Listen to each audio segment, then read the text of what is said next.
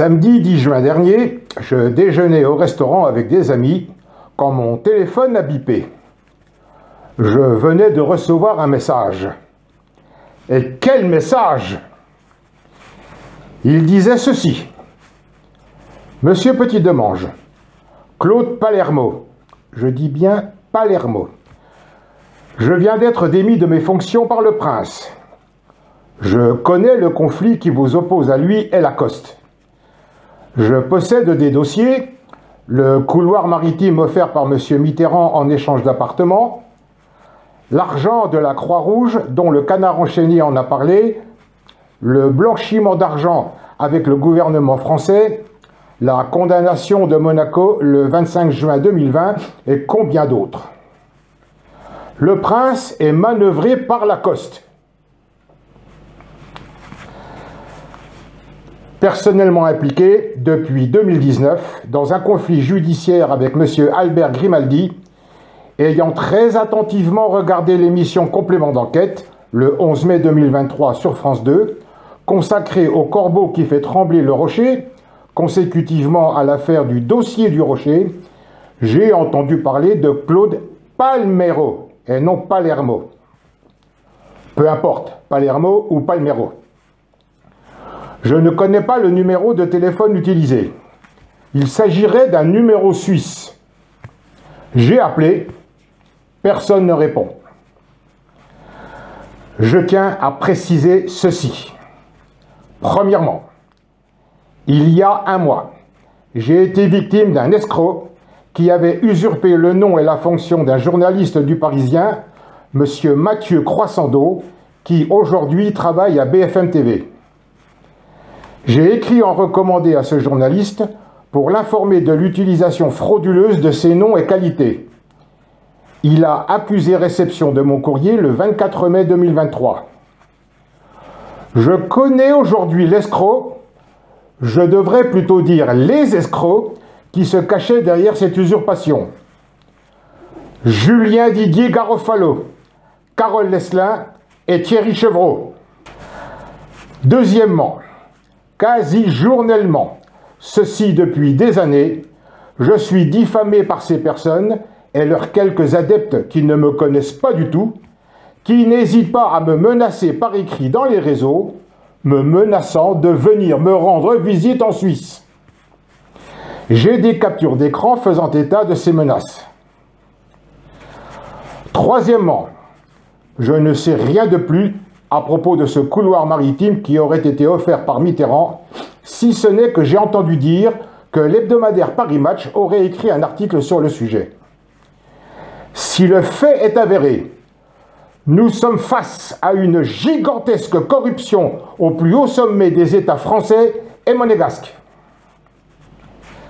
Quatrièmement, par l'intermédiaire d'une vidéo commise le 14 mars 2020 sur le sol de France par les émigrés, belges concernant Frédéric Chaumont et monégasques pour Julien Didier Garofalo, ceux-là même mis en examen et placés sous contrôle judiciaire le 27 octobre 2022 dans l'affaire des dossiers du Rocher, vidéo diffusée sur YouTube, j'ai appris l'affaire de ponction de fonds, plusieurs centaines de milliers d'euros, sur le compte de la Croix-Rouge monégasque, dont le président n'est autre que le prince Albert II, affaire divulguée par le Canard enchaîné. J'ai bien sûr ma petite idée là-dessus, un article de presse ne constituant pas une preuve formelle pour accuser, comme l'ont fait les deux abrutis. Je veux dire par là que le Canard enchaîné a peut-être là où les preuves, mais l'article qu'il a publié ne peut en aucun cas constituer une preuve pour marc.rambaud7518@yahoo.fr, je cite Chaumont et Garofalo, qui ont pris des risques inconsidérés en diffusant publiquement leurs vidéos que je possède.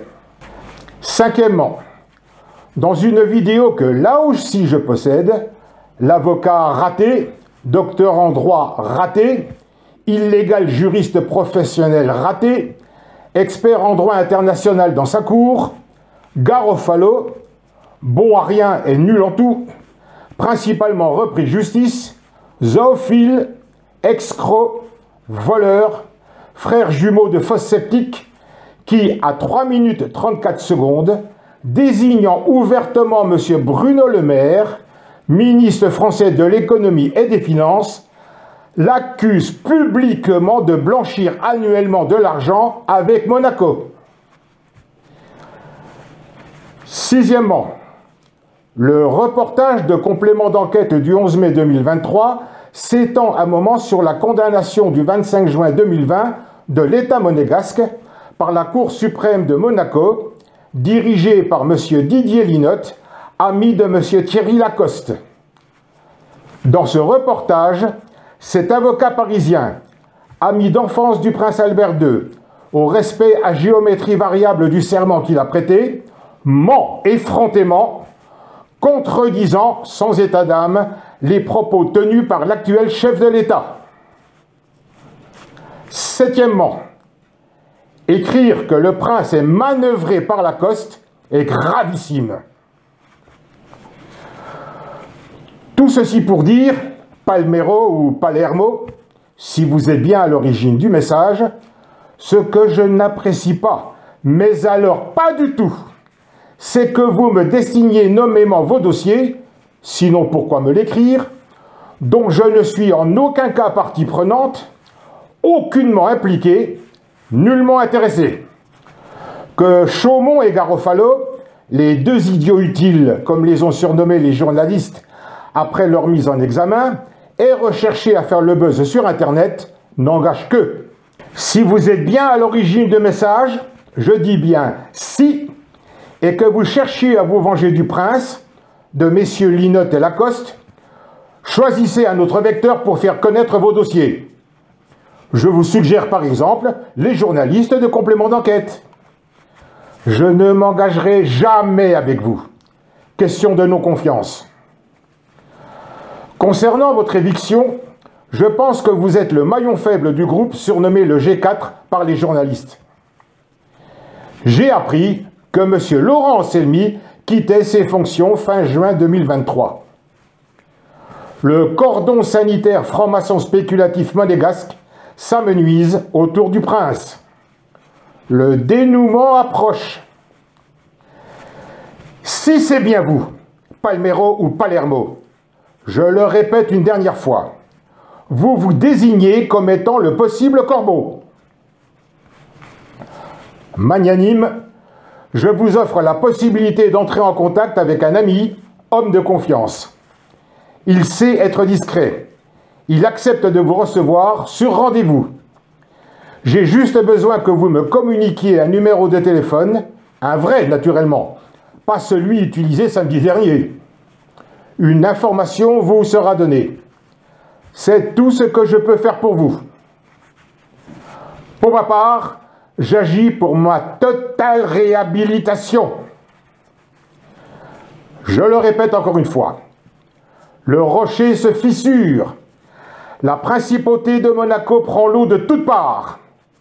La perte de confiance va générer le départ des Rolls-Royce et autres Ferrari et les fortunes liées. Adieu la construction de l'esplanade des pêcheurs. Il est encore possible de réparer les dégâts, consolider l'État légalement. Il y aura seulement des passages obligés, des sacrifices à consentir pour que la vie continue paisiblement, pour que la sérénité, le plaisir de vivre, règne à nouveau dans la principauté de Monaco.